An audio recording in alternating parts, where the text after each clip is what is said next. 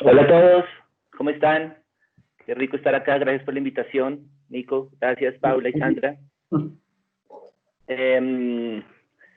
Muy feliz de compartir con ustedes acá en estos tiempos extraordinarios. Nico, lo que tú me preguntas, hay una anécdota para esto y es muy lindo, y es, está este tipo que se llama Joseph Campbell, que siempre ha dicho, sigue tu dicha, follow your bliss, sigue tu Ajá, dicha, sigue tu felicidad y las puertas se van a abrir. Y él tiene una anécdota bien bonita, que es cuando él está hablando a sus estudiantes, de pronto veía que a los estudiantes se le abrían los ojos. Y el sí. tipo les decía, por ahí es, váyase por ahí, ¿entiende? Y es como simplemente estos temas que a mí me han hecho abrir los ojos y simplemente seguir ese camino y investigarlo, porque sé que ahí hay algo, ¿no? Ahí hay de dónde agarrar y ahí hay de dónde crear y hay inspiración. Ahora, los temas de precolombinos y todo lo que está pasando acá, pues fue simplemente a mí lo que me atrapó, ¿me entiendes? Porque estamos hablando de una mitología y una cosmología que es un poco ajena a nosotros, pero para mí es completamente misteriosa y me parece que es un poco del mundo espiritual el que debemos estar hablando en este momento. ¿Qué pasa? Y me gusta como proyectar eso en mi obra, ¿no? Claro que sí, eso que dices es de pronto un poco contradictorio. Nosotros conocemos más, muchísimo más, incluso de otras mitologías clásicas, egipcias, celtas, y de la nuestra propia, desafortunadamente no tenemos un vínculo tan cercano, pero afortunadamente eso está comenzando a cambiar a través de obras como la tuya, de colecciones como las de Paula, de trabajo como el de Looking for the Masters, de iniciativas como las de Sandra Merchán. Entonces, pues, por favor, síguenos contando. No, entonces simplemente como, digamos que empecé, yo siempre he investigado y he estado enamorado de Colombia, siempre me parece que Colombia tiene una magia brutal, no solo en pues, en sus culturas precolombinas, sino sobre todo ahorita con lo que está pasando con todo el lado, ¿no? Sí. Un poco, que nos abre los ojos y decimos como que, pues pucha, esto es oro, no para nosotros, para la humanidad, ¿me entiendes? Claro que sí, y también pues respecto a esto, aprovechando que tienes ahí al fondo tu obra, pues me parece súper interesante que nos puedas como comentar un poco. Otro tema del que hablábamos para introducir esta conversación era del protagonismo de las plantas sagradas en tu obra. Entonces, pues estos ritos que hacen que la botánica sea este canal de comunicación tan poderoso con otros niveles de conciencia, y que son realmente ritos de muchísimo respeto a través del que estas comunidades acceden a otro tipo de conocimientos. ¿Cómo te sientes tú relacionado con esto? Pues no son solo las plantas es solo como un ingrediente de toda esta cosmología, ¿no?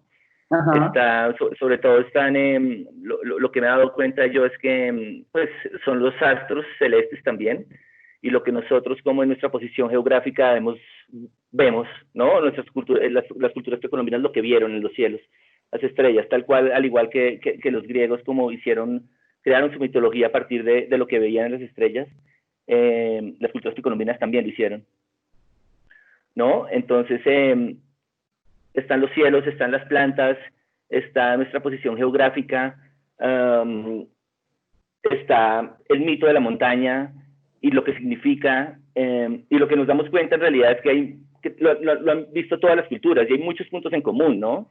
Punto en común como el sol como una energía masculina, la luna como una energía femenina, y digamos en ese matrimonio siempre hay un hijo. Y así más o menos, pues a grandes rasgos es lo que pasa hoy, como ha retratado la civilización, digamos, estos mitos.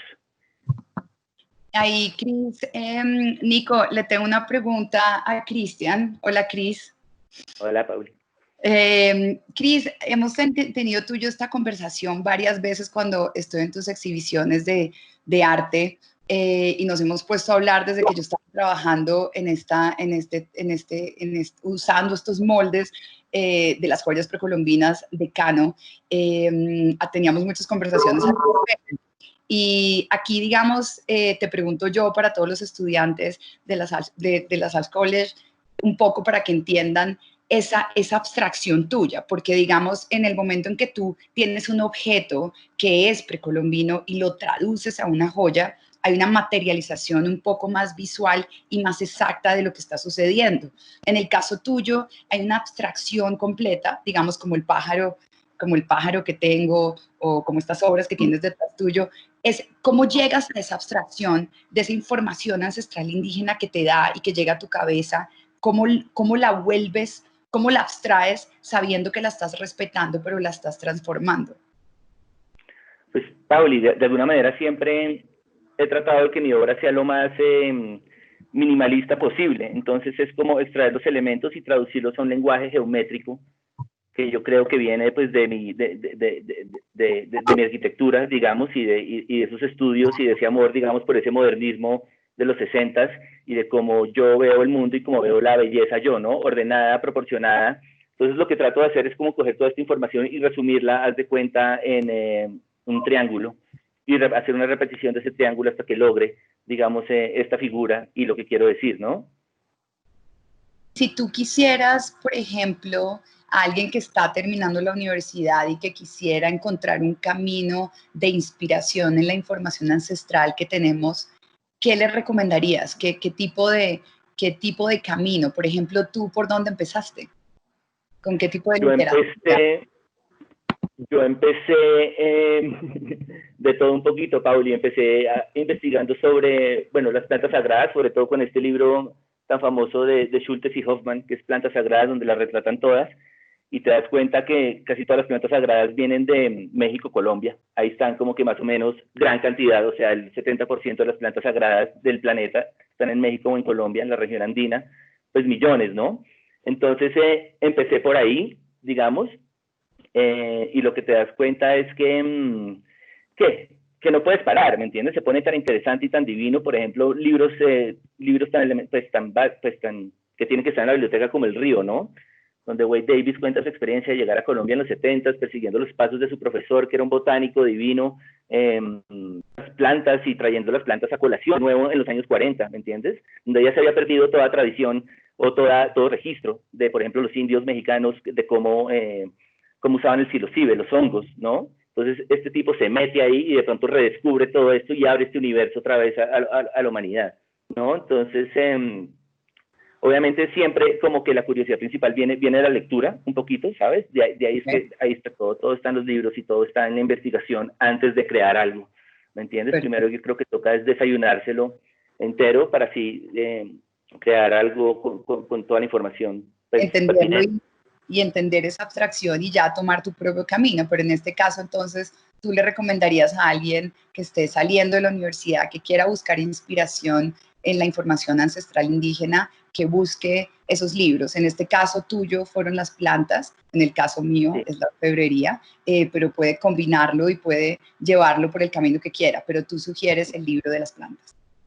No, pues Pauli, yo digo, es que también la visita al Museo del Oro es impresionante, ¿no? Porque cuando te quedas viendo una pieza del Museo del Oro y de verdad analizas todos los elementos que tiene, todos tienen una respuesta, nada es automático, nada es capricho de los indígenas haber puesto la ranita ahí o el honguito ahí, ¿me entiendes?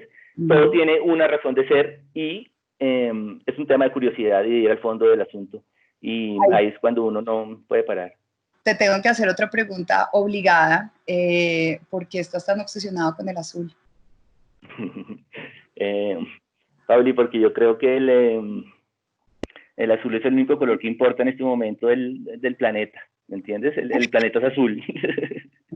Y yo creo que este nuevo mito del que estamos hablando, del que está hablando toda la humanidad, sobre todo con estos tiempos tan locos que estamos viviendo, es que no se trata de ti, de mí, del vecino, del otro país, se trata de todos, ¿no? Como un solo organismo. Y esto lo dice Carl Sagan muchas veces, ¿no? Cuando retrata la bolita azul desde el Voyager, que es divino, y de cómo todos vivimos en una bolita de cristal frágil, vulnerable, divina, que es azul. Que es azul. Y esa es la razón de tu obsesión con el azul. Yo creo, sí.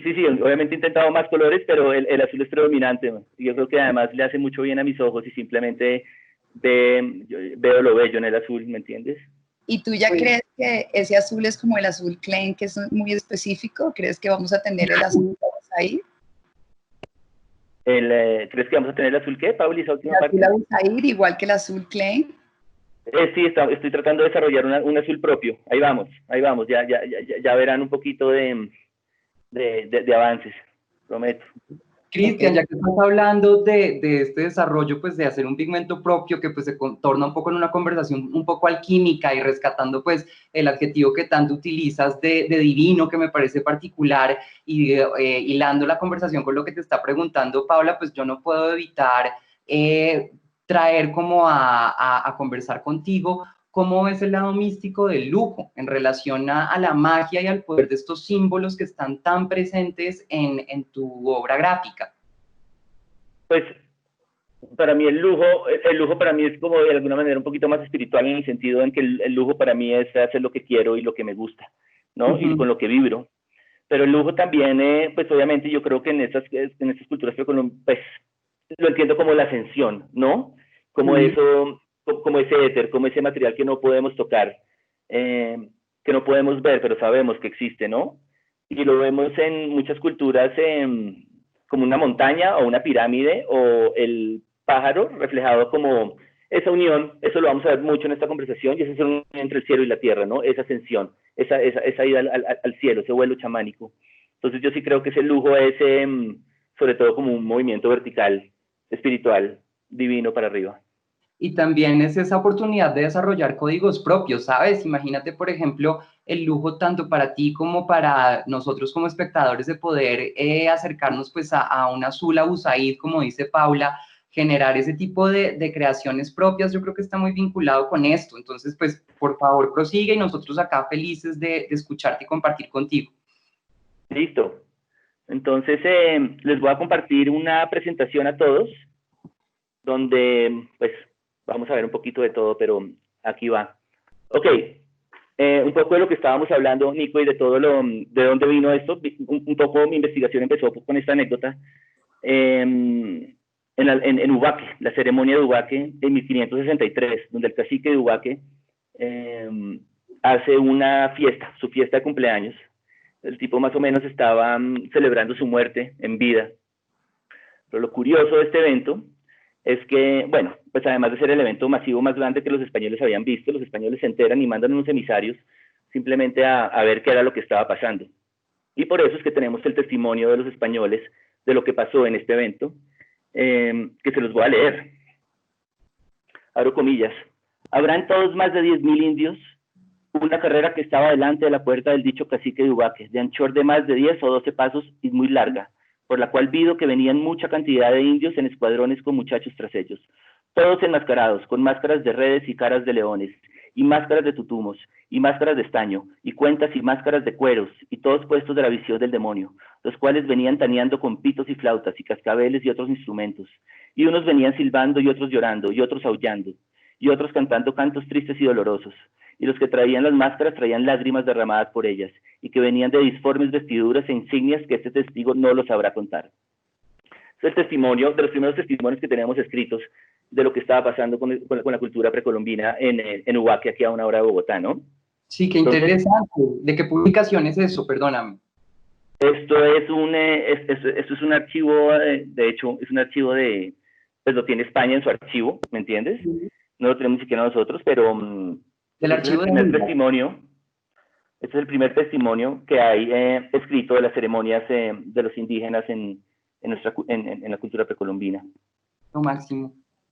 Pues obviamente en esta fiesta que se hacen, llegan los caciques de todas las comunidades aledañas, ¿no? De Chía, de Cota, de Cajicá, de Teusacá, de Sopó, de todos lados. Pero lo interesante de esta ceremonia es que fue celebrada en el solsticio de invierno, solsticio de diciembre, que es el 21 de diciembre, pero en ese año no el 12 de diciembre, y nos hacen dar cuenta que este cacique no solo estaba un poquito sí retando a los españoles, pero también estaba usando una gran conjunción astronómica, que era Júpiter y Saturno juntos, para empezar con la luna. Estaba celebrando su muerte en vida y nos hace dar cuenta cómo los muiscas sí estaban mirando al cielo todos los días y estos fenómenos astronómicos marcaban sus vidas y todo su quehacer, ¿no? Aquí más adelante, en este slide, vamos a ver cómo, por ejemplo, nosotros, por estar en el Ecuador, vemos a Orión. Orión es nuestro astro, el que más vemos, el más visible, y el que es retratado completamente en las culturas indígenas, ¿no?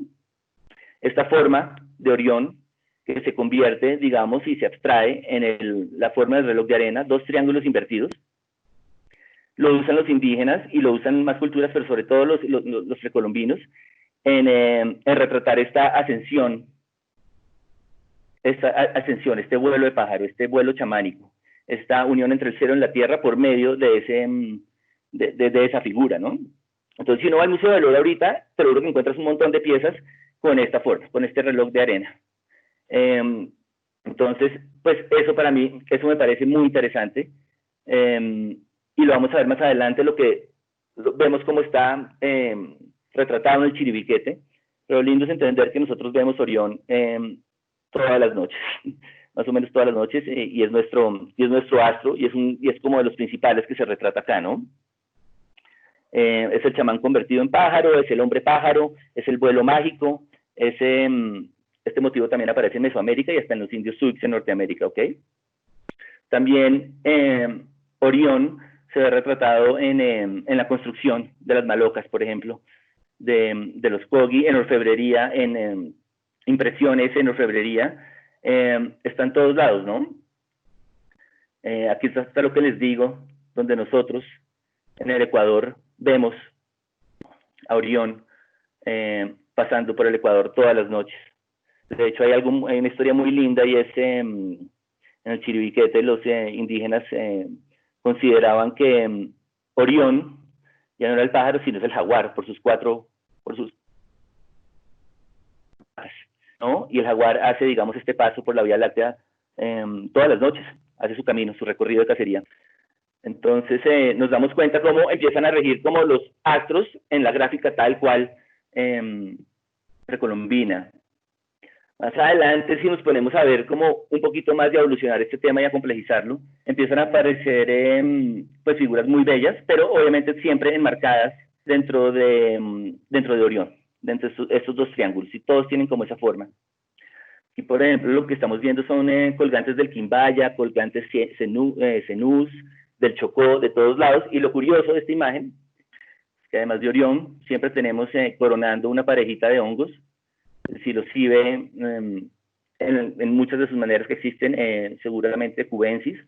Vemos otro elemento muy interesante que es el espiral, significando el andar de la vida. Toda la vida tiene un final, pero también tiene una generación, y todo crece y todo evoluciona. Y además tiene la rana, ¿no? La rana, símbolo fundamental de los precolombinos.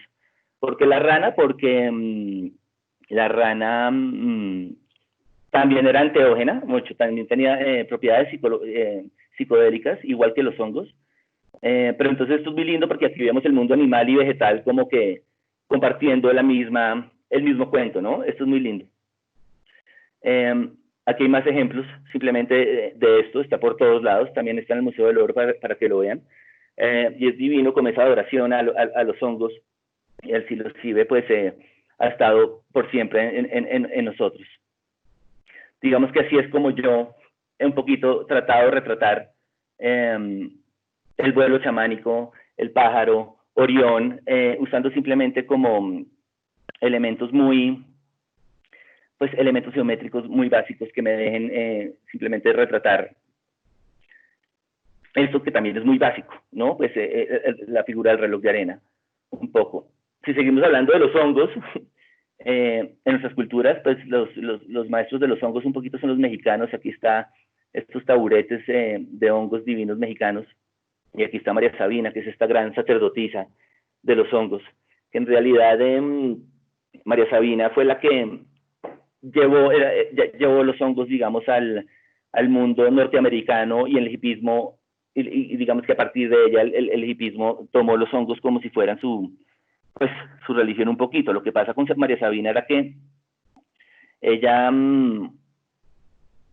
consideraba los hongos como sanación. Aquí les leo algo que ella escribe, abro comillas, dice que los niños santos curan, le llaman los niños santos. Bajan la fiebre, alivian los resfriados y los dolores de muelas, expulsan los malos espíritus del cuerpo o liberan el espíritu del enfermo. Así es como yo he retratado varias veces los hongos en mi obra, digamos que a partir de usar simplemente la figura del semicírculo y jugar con ella y crear como ese desenvolvimiento de la vida. Entonces, aquí lo que hemos visto, pues sí, es Orión, los hongos, el vuelo chamánico, pero esto se pone más interesante y más rico y más bonito. Esta imagen que ven acá es de la Brugmansia, comúnmente llamada por nosotros el borrachero, también floripondio, también guantuc, de todo. Pues esta planta, además de haber sido súper satanizada por las propiedades de la escopolamina que tiene, es una planta es magiquísima. Es magiquísima porque lo que quiere es, pues esta planta, porque la vemos siempre en las entradas de las casas en Bogotá, por todos lados, y lo que quieren simbolizar, en realidad, el floripondio funciona como un umbral entre el bien y el mal en las casas hoy en día. Si vemos obviamente, este floripondio es también de la zona del Putumayo, el Valle del Sibundoy. Ahí es donde más conocimiento sobre esta planta hay, y más interés, y más se ha desarrollado en los indígenas del Sibundoy esta planta. Funciona para el reumatismo, obviamente también tiene cualidades medicinales, como el reumatismo, de todo, ¿me entienden? Entonces, también es una mezcla para la ayahuasca en la Amazonía Occidental, y también lo usaban en las ceremonias. Cuando un jefe muisca moría, le daban floripondio a sus esclavos para que no pudieran ver el acontecer, porque los iban a enterrar con él, sino para que no vieran el acontecer que iban a ver en el futuro. Hay muchos retratos de Schultes de indígenas con el floripondio, y yo lo he tratado de retratar tal cual como esta figura. Esto es una escultura que flota, que les voy a mostrar de hecho acá, bueno, acá. Simplemente usando la forma más sencilla, ensanchando la parte de abajo y adelgazando la parte de arriba, tal cual como la flor. Esto es un video que les estoy mostrando en este momento, simplemente de cómo puse a flotar este floripondio y para darle ese carácter sagrado, dorado, divino, y como lo podemos resignificar. En vez de ser una planta del demonio, como lo llamarían muchas personas, una planta sagrada que ha protegido los umbrales de las malas y las buenas energías en todas las casas de la región andina. Cristian, sabes también que nos parece súper interesante ahora que estás hablando del tema de resignificación, cómo obras como la tuya y ejercicios gráficos como el tuyo nos están permitiendo reconocer y conocer verdaderamente los significados originales de muchos elementos, pues, de nuestra naturaleza circundante y de nuestra idiosincrasia, sin que estén necesariamente permeados, pues, por una visión colonialista, ni tampoco por el sesgo de una perspectiva, pues, de una religión católica impuesta. Entonces, esto también nos parece muy interesante para que la audiencia lo tome en consideración y se permita por un momento entender que toda esta naturaleza fantástica que vive alrededor de nosotros por estar en el Ecuador jugaba un rol muy especial en relación con la vida cotidiana y pues con el otro mundo dentro de las comunidades indígenas, y lo sigue haciendo hoy en día. Y esto también es algo que nos debe a nosotros mismos cuestionar, nuestra relación con el medio ambiente, nuestra relación con los símbolos, con qué consideramos que es algo positivo o que tiene no sé cómo decirlo, que tenga como un buen augurio, sino que también nos permitamos precisamente como desconocer tantas cosas que se nos han sido impuestas y tener la posibilidad de acercarnos a ver este conocimiento con unos ojos igual de respetuosos, porque simplemente es una filosofía y es una manera de pensar igual de válida a la que nos cuentan los griegos o cualquier otra cultura, y además es la nuestra propia. Entonces, pues qué rico poder compartir esto contigo.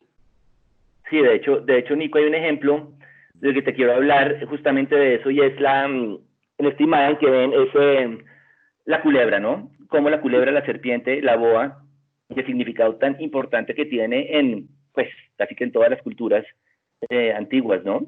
Esta imagen que ven a la izquierda es el Ouroboros, famosísimo, retratado por miles de culturas.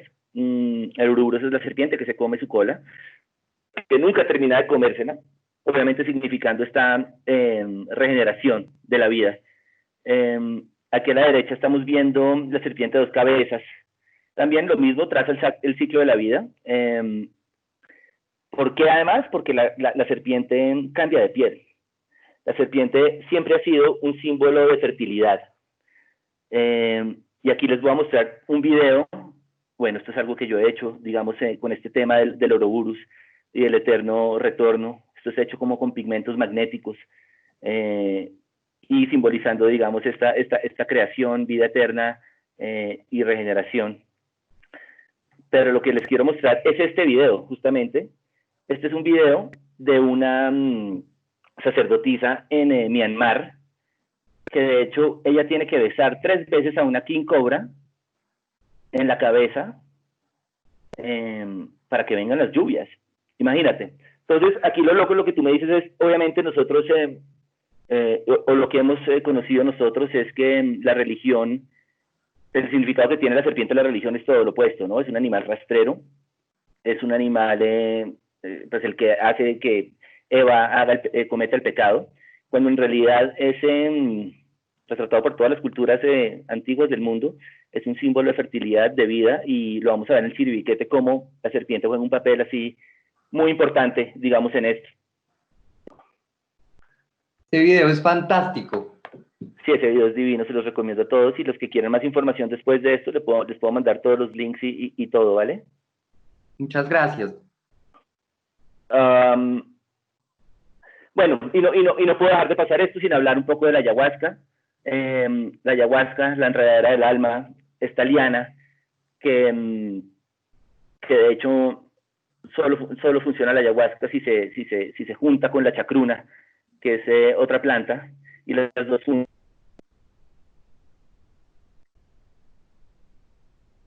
Otra dimensión, ¿no?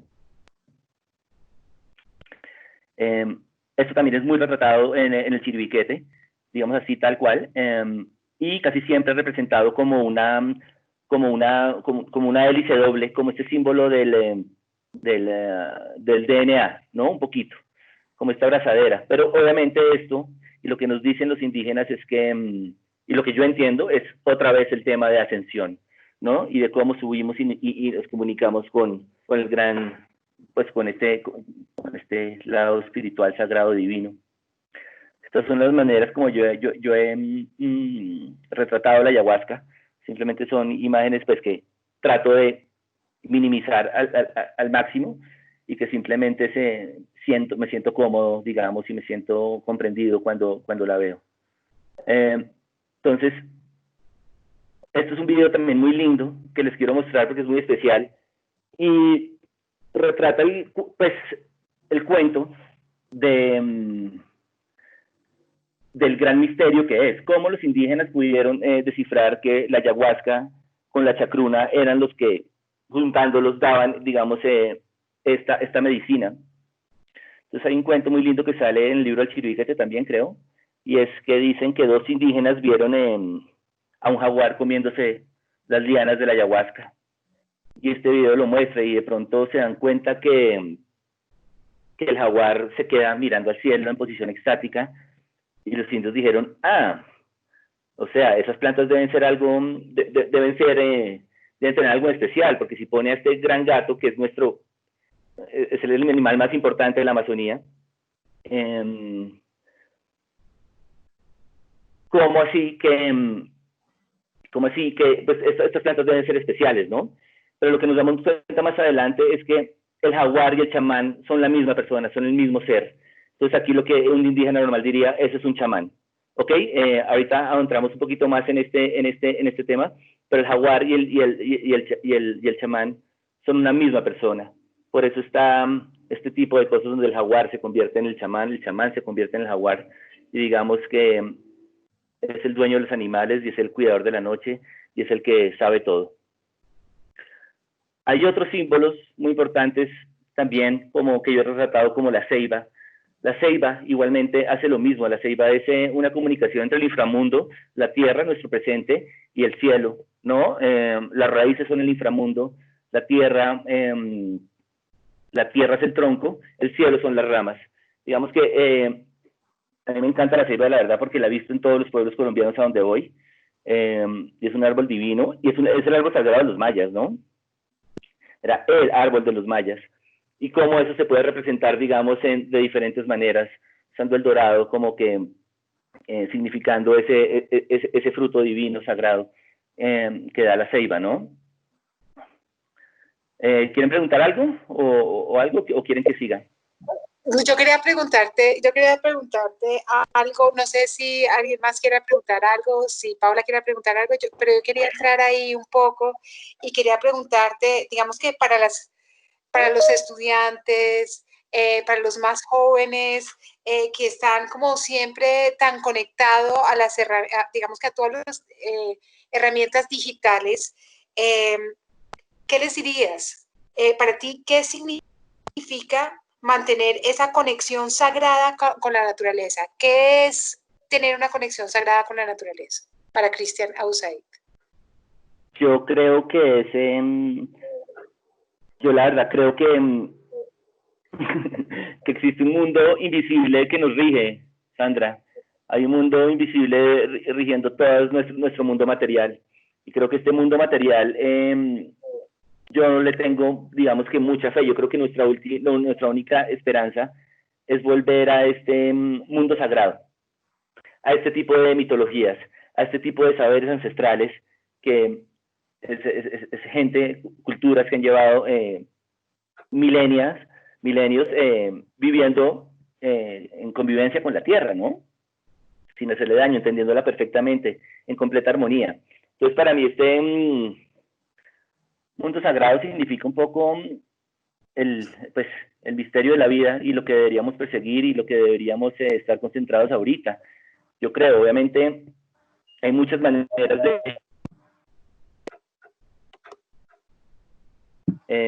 la gente lo puede hacer de muchas maneras, así sea a través de su meditación, su espiritualidad, lo que sea, pero me parece que ese es eso debería ser una prioridad en nuestras vidas.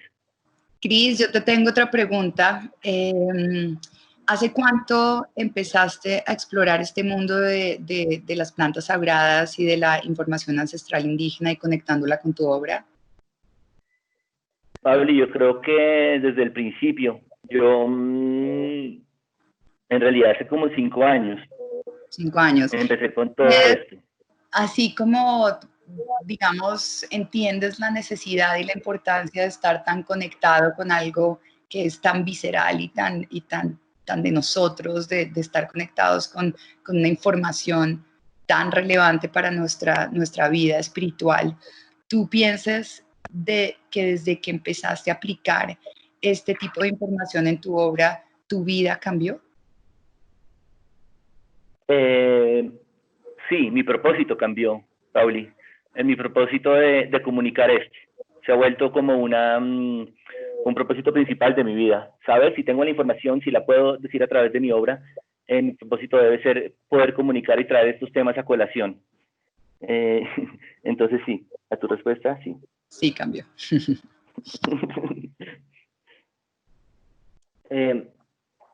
Quiero continuar más allá. Y ahí, si quieres, vamos viendo si te van haciendo preguntas del público. Dale. Quiero hablar de simplemente un símbolo más, que es la montaña sagrada, la montaña del mundo, retratada por todas las culturas, también, ¿no? Desde los mexicanos, pasando por los indios. La montaña siempre ha significado pues lo mismo, esta proximidad al mundo espiritual o divino. Es el punto de encuentro entre la cielo y la tierra, es la morada de los dioses y la meta final de la ascensión humana. La montaña ha sido representada en obeliscos, figurats como este de Bagdad, en la India. Yo lo retrato como un tema sagrado también de ascensión, pero digamos más llevado al paisaje andino. Aquí vemos la Acrópolis de Copán en Honduras y cómo el ser humano siempre ha tratado como de erigir estos templos, esta verticalidad hacia el cielo. Entonces, esto es un tema que estamos viendo recurrentemente acá, de cómo esta unión de la tierra al cielo pues ha regido casi todo el simbolismo de todas las culturas, imagínate. Y si hablamos pues de la montaña, llegamos pues para mí lo que es el epicentro, el axis mundi de la montaña, que es el Chiribiquete. Entonces, a todos los estudiantes que estén viendo esto, si no conocen la historia del Chiribiquete, les recomiendo ya que consigan esta información porque es demasiado valiosa y yo quedé loco. Este libro lo sacaron ahorita en diciembre, no más desde el año pasado, el 2019. Y un poquito yo creo que dejó el mundo de la antropología y de Colombia y del mundo completamente loco. El Chiribiquete, como ustedes saben, pues esta es serranía en el noroccidente del Amazonas. Aquí está la localización. Está entre Amazonas y entre las faldas de los Andes, la región andina, lo que le hace un lugar espectacular, divino. Lo descubre Carlos Castaño, que era el director de Parques Nacionales en los 80s, porque había una tormenta, él iba en la avioneta, se desvía y de pronto empieza a ver, digamos que estos tepuyes que se llaman, estas cimas de estas montañas. Lo que pasa con el Chiribiquete es que es considerado por el mundo indígena como el centro del mundo, y de hecho lo es, porque está tal cual sobre la línea del Ecuador, y alineado, sus montañas alineadas con el eje de rotación de la Tierra, lo que hace que sea literal el centro del mundo. Perdón, les muestro más. Ok. Chiribiquete, las evidencias más antiguas son de hace 20.000 años, pero lo más loco de todo este tema es que aún siguen yendo tribus no contactadas o en aislamiento voluntario a pintar ahí. O sea, esto sigue siendo como un lienzo de poder para las culturas desde hace 20.000 años, para nuestras culturas colombianas hace 20.000 años. Ahora, ¿por qué se mantuvieron tanto los dibujos? Porque si ustedes los ven, están en perfecto estado. Y resulta que y lo que se supone es que los chamanes eran los que decían dónde pintar el mural. El mural siempre se pinta bajo una bóveda, para que no les llegara el agua y no quitara el pigmento. Por eso es que están en ese estado. ¿Se imaginan este tesoro? O sea, nosotros hemos visto cuevas ancestrales como las de Francia o las de España, pero lo que pasa aquí con el Chiribiquete es que nos están hablando de una cosmogonía y un mundo riquísimo, que da muchas respuestas a por qué nuestros precolombinos, como los muiscas y todo, pintaban lo que estaban, y pintaban o tenían la orfebrería que tenían. Esto nos da luces desde hace muchísimo tiempo en lo que estaban pensando pues, estas culturas indígenas. Aquí les voy a mostrar, bueno, hay muchas cosas, pero en general lo que quiere decir, pues, de lo que se trata la cosmogonía del Chiribiquete, que es complejísima, pero un poquito lo que yo he podido sacar de eso es un tema de el sol como el padre fundador del centro de la tierra, asociado con el yopo, y la madre siendo la luna, asociada con la ayahuasca. Lo más lindo de esto es que en el matrimonio de estos dos nace el jaguar, que es el dueño de los animales, es como este hijo pristino que aparece en las selvas del Chiribiquete y es la figura primordial en los murales. El jaguar de 4 patas, también siempre en posición de salto, significando siempre esos 4 puntos de Orión, ¿no? Esas 4 estrellas de Orión. Siempre atraviesa y camina por la Vía Láctea todas las noches. Muy curioso porque los jaguares siempre pintados en el Chiribiquete tienen como, digamos, este código sagrado inscrito en la mitad de ellos, tal cual como si estuvieran tal cual pintando pues las manchas que tiene el pattern del jaguar. Pero también se lo pintan a los chamanes. Chamán aquí representado posiblemente por sus plumas, por sus plantas que tiene en la mano. Entonces lo que nos damos cuenta es como que casi que los chamanes están clasificando a los jaguares en un código sagrado, que pues aún hoy en día es un misterio. Yo traté de representar esto de esta manera en un tríptico. Si vemos aquí está Orión, las 4 estrellas, aquí la luna representada por sus medias lunas, medios círculos, el sol representado acá por el círculo completo y el yopo, todo lo que lo acompaña, y en el centro el chamán, con sus golondrinas, su ayahuasca, su báculo con el que funda su báculo sagrado con el que funda el mundo, ¿no? Entonces, y les voy a mostrar un poquito más del detalle de la obra. Pero entonces, pues el tema del Chiribiquete a mí me tiene loco. Creo que Carlos Castaño, el tipo que les digo es un héroe por sacar esta información al aire. Obviamente el consejo que él dice es no vayan, no intenten ir. Es un lugar tan sagrado, patrimonio de la UNESCO en el 2018 apenas, patrimonio cultural y natural, ¿no? Hay muy pocos sitios en el planeta que son así. Y la invitación es un poquito a indagar esta cosmología, esta mitología, esta historia de metáforas que usan los indígenas en el Chiribiquete. Ahora, el Chiribiquete es simplemente un lugar de paso. No hay evidencias de que hubieran culturas establecidas acá. Es un lugar de paso y de adoración. Lo que se han encontrado son apenas como fogatas, pero jamás se ha encontrado una vasija o asentamientos o claves de asentamientos humanos. Lo que lo hace puede ser un lugar muy especial, el centro del mundo, y un poco invitaciones a que empecemos por aquí, veamos lo que hay acá, veamos qué pasó en las culturas precolombinas, como, no sé, 10.000 años después, y saquemos nuestras propias conclusiones. Pero en realidad lo lindo es saber que a partir de la mitología estamos creando un universo cosmológico divino, que para mí es una verdad. ¿No? Es como que la mitología es la metáfora, y es esta idea de que este mundo invisible, divino, sagrado, es el que nos rige, o al menos el que rige las culturas precolombinas. Y bueno, ok, hasta ahí puedo llegar. Preguntas, porfa, o lo que quieran saber. Me encanta. Hasta ahí puedo llegar. Preguntas, porfa. Muy moderno. Acabó la gasolina. Acá hay una pregunta, perdón, acá veo, no sé si quieren que entremos a preguntas del público o quieres hacer tú una pregunta, Paula. Porque estoy viendo al público si quieres, que hay un montón ahí que están preguntándole, si quieres tú leer, Sandra. Sí, acabo de ver una que me encantó, si quieres sigues después tú, Paula, después Nico. Hay una que me encantó, es de Paula Candela. Hola, buenas noches. ¿Te has inspirado en alguna leyenda o mito indígena para alguna de tus obras?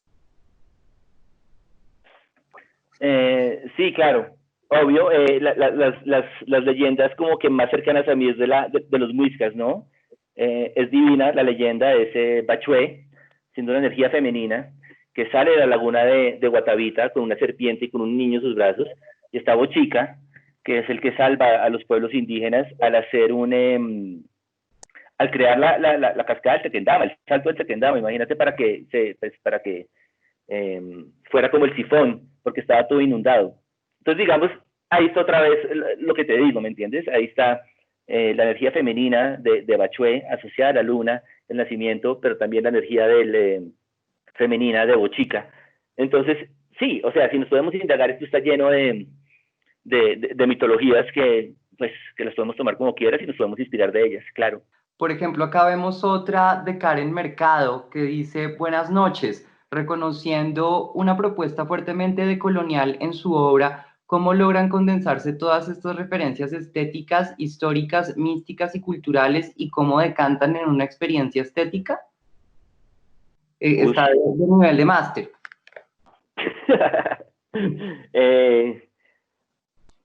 Pues a tu respuesta es, o sea, ¿cómo coges toda esta información tan divina, tan espiritual, y la conviertes en tu estilo? Mira, yo creo que la belleza, y como yo veo el mundo, obviamente es subjetiva, ¿entiendes? Y si yo encuentro la belleza, si mis ojos encuentran la armonía en ciertas formas o en ciertos colores, pues yo me voy a ir por ese camino, y así voy a tener y ese va a ser el camino que va a regir un poco mi gráfica cuando hago arte.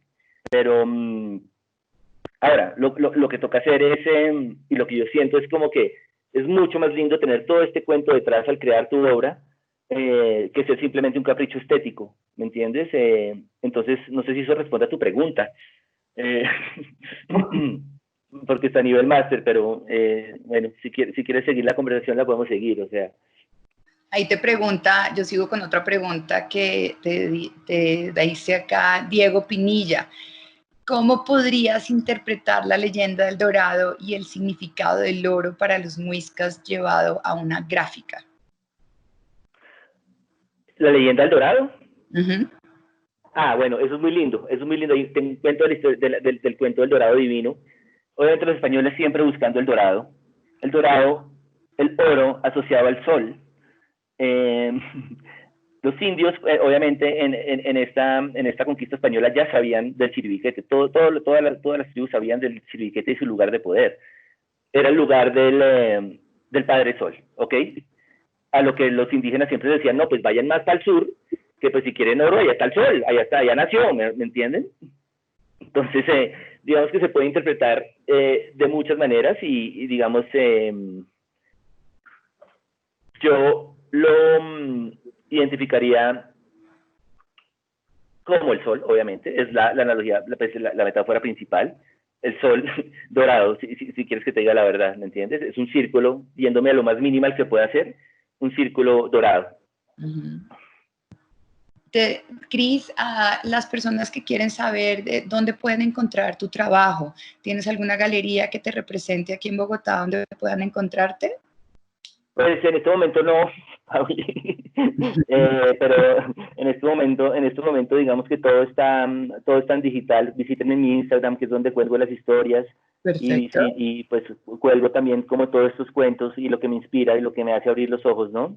Para todos los que no lo siguen todavía, es una de las cuentas más entretenidas y maravillosas que sigo yo en Instagram. Me encanta los cuentos que echa porque realmente están llenos de información y tienen un fondo importante, así que se los recomiendo. @CristianAbusaid. ¿Alguna pregunta más acá? Espérame un segundo, la estoy viendo. Sí, ¿dónde podemos encontrar? Bueno, ahí te dan un par de tips del azul que también están comentando. Amenaza este momento. Bueno, espérate, que aquí habla Paula Candela. Con la crisis del COVID que amenaza a los pueblos indígenas, ¿crees que desde tu arte puedes dar a conocer y de alguna manera ayudar a los... Vale, te perdí la última vez que con el COVID y esto... ¿Cómo crees que puedes ayudar a las comunidades indígenas a través de tu obra, teniendo en cuenta la situación que está sucediendo? Creo que lo único que puedo hacer en este momento y lo más real que puedo hacer es compartiendo esta información, no a los indígenas, porque ellos ya la saben, sino a nosotros. Y simplemente con el mensaje más claro que se pueda dar, que es el que da Carlos Castaño, es como que no vayan. O sea, el riesgo de contagiar a una población indígena ahorita es horrible y sería una segunda, pues, miren lo que pasó en la conquista nomás, ¿no? Ajá. Entonces, es como que quédense en la casa ya, pero la idea siempre es generar conciencia a partir de estos símbolos para que la gente en realidad entienda lo que está viendo y lo respete, ¿no? Así es como yo creo que puedo colaborar, Pauli. Total, y creo que lo estás haciendo de la manera más bonita. Cris, de verdad que es un orgullo, un honor y un placer hablar contigo, oír todos estos cuentos que tienes en la investigación que has hecho. Yo creo que es una labor muy importante para ti y para nosotros los colombianos, tenerte como uno de los artistas que habla de nuestra información ancestral de la manera que lo haces. De verdad que es un orgullo y un placer.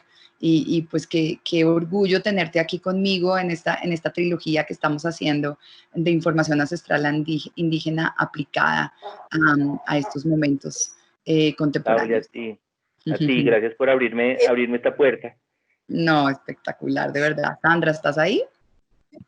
Sí, yo voy a hacer una última pregunta. Es que están llegando otras preguntas y no soy capaz de cerrar todavía porque es que hay una que me parece importante. Hay 2, 3, pero bueno.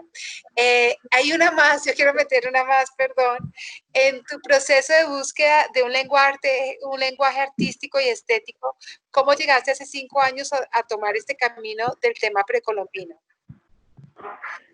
Pues mira, la verdad yo siempre me he considerado un artista, pero yo empecé digamos, a dedicarme de tiempo completo al arte hace 5 años.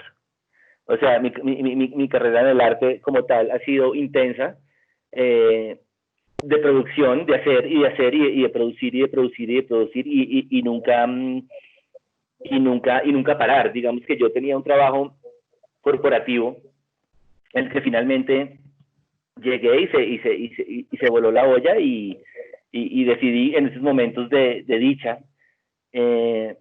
decir, como creer en mí y decir, hey, pues yo voy a seguir mi camino, mi intuición me está diciendo que me debería dedicar al arte, que yo lo puedo hacer muy bien, que me lo creo, que ahora voy a decir que yo no soy Cristian Abusaid, sino que voy a ser Cristian Abusaid, soy artista y voy a llevar esto al pecho. El tema de las culturas precolombinas, como llega, es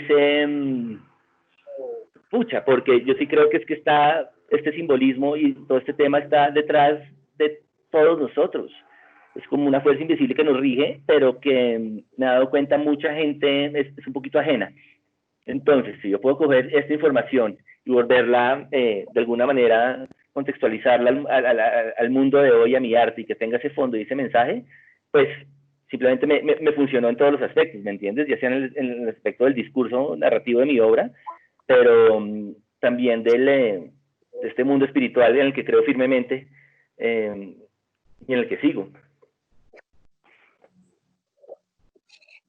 Bueno, yo quisiera como agradecerte también, agradecerles a todos, a Nicolás, a Nico, gracias por estar acá, a Paula, a Paula Mendoza, qué rico escucharnos, conversar y tener como pretexto de esta conversación, esta obra tan mística de Cristian. Y creo que como redondeando y cerrando, creo que la conclusión principal es, estamos rodeados de misterio, estamos rodeados de magia, estamos viviendo en un sitio que está rodeado de una naturaleza inexplorada que debemos de cuidar. Entonces creo que este es el principal mensaje que nos deja Cristian y que quiere compartir con nosotros. Y con esto, pues queremos agradecerles a todos por haber estado con nosotros en esta conversación y invitarlos a el próximo miércoles con Benjamín Villegas.